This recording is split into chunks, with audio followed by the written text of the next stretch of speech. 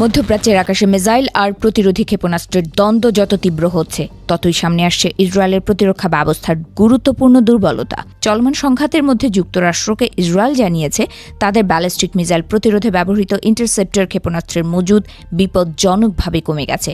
মার্কিন সংবাদ মাধ্যম সেমাফোরের প্রতিবেদনে কয়েকজন মার্কিন কর্মকর্তার বরাতে এই তথ্য উঠে এসেছে। ইরানের সঙ্গে যুক্তরাষ্ট্র ও ইসরায়েলের সংঘাত যখন তৃতীয় সপ্তাহে প্রবেশ করেছে তখনই এই সতর্কবার্তা ওয়াশিংটনে পৌঁছায়। কর্মকর্তাদের দাবি, ইরান থেকে ছোড়া ধারাবাহিক ক্ষেপণাস্ত্র হামলা ঠেকাতে গিয়ে ইসরায়েলের আকাশ প্রতিরক্ষা ব্যবস্থার উপর ব্যাপক চাপ তৈরি হয়েছে, ফলে দ্রুত হারে কমে আসছে ইন্টারসেপ্টর ক্ষেপণাস্ত্রের মজুদ। প্রতিবেদনে বলা হয়েছে এই সংকট পুরোপুরি নতুন নয়।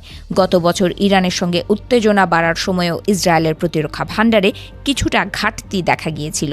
তখন ইরান থেকে ছোড়া বিপুল সংখ্যক ক্ষেপণাস্ত্র প্রতিহত করতে গিয়ে প্রচুর ইন্টারসেপ্টর ব্যবহার করতে হয়েছিল, ফলে সেই সময় থেকেই প্রতিরক্ষা সরঞ্জামের মজুদের ওপর চাপ তৈরি হয়। বর্তমান সংঘাতে সেই চাপ আরও বেড়েছে। বিভিন্ন গোয়েন্দা ও সামরিক রিপোর্ট অনুযায়ী ইরান এখন তাদের কিছু ক্ষেপণাস্ত্রের ক্লাস্টার মিউনিশন বা গুচ্ছ বোমা ব্যবহার করছে।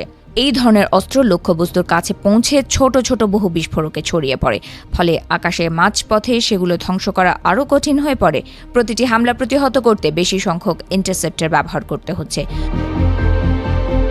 মার্কিন কর্মকর্তারা জানিয়েছেন, ইসরায়েলের এই সম্ভাব্য ঘাটতির বিষয়টি ওয়াশিংটন কয়েক মাস ধরেই জানত। একজন কর্মকর্তা সেমাফোরকে বলেন, এমন পরিস্থিতি তৈরি হতে পারে বলে আগেই ধারণা করা হয়েছিল। তবে তিনি জোর দিয়ে বলেন, যুক্তরাষ্ট্রের নিজস্ব প্রতিরক্ষা ভাণ্ডারে এখনও বড় ধরনের কোনো ঘাটতি নেই। তবে যুদ্ধ দীর্ঘস্থায়ী হলে পরিস্থিতি দ্রুত বদলে যেতে পারে বলেও সতর্ক করেছেন বিশ্লেষকেরা। কারণ মধ্যপ্রাচ্যে চলমান সংঘাতে শুধু ইসরায়েলই নয়, যুক্তরাষ্ট্রকেও বিপুল পরিমাণ মিসাইল প্রতিরক্ষা ব্যবস্থা ব্যবহার করতে হচ্ছে।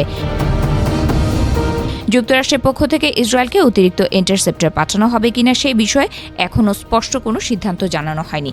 এর আগে বিভিন্ন সামরিক সহায়তা প্যাকেজের মাধ্যমে ওয়াশিংটন ইসরায়েলকে মিসাইল প্রতিরোধী প্রযুক্তি ও সরঞ্জাম সরবরাহ করেছিল। তবে নতুন করে বড় আকারে অস্ত্র পাঠানো হলে যুক্তরাষ্ট্রের নিজস্ব মজুতের ওপরও চাপ পড়তে পারে বলে মনে করা হচ্ছে। ওই মার্কিন কর্মকর্তা জানিয়েছেন, মধ্যপ্রাচ্যে থাকা যুক্তরাষ্ট্রের সামরিক ঘাঁটি, সেনা এবং দেশের কৌশলগত স্বার্থ রক্ষার জন্য প্রয়োজনীয় সব ধরনের সামরিক সরঞ্জাম তাদের কাছে রয়েছে।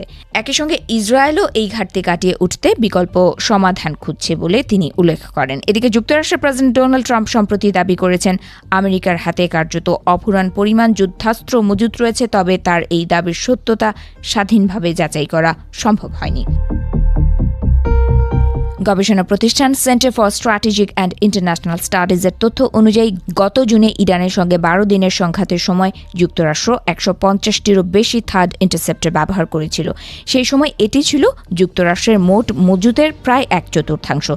এছাড়া বিভিন্ন প্রতিবেদনে বলা হয়েছে, চলতি সংঘাতের প্রাথমিক পর্যায়ে প্রায় $2.4 বিলিয়ন মূল্যের প্যাট্রিয়ট ইন্টারসেপ্টর ব্যবহার করেছে ওয়াশিংটন।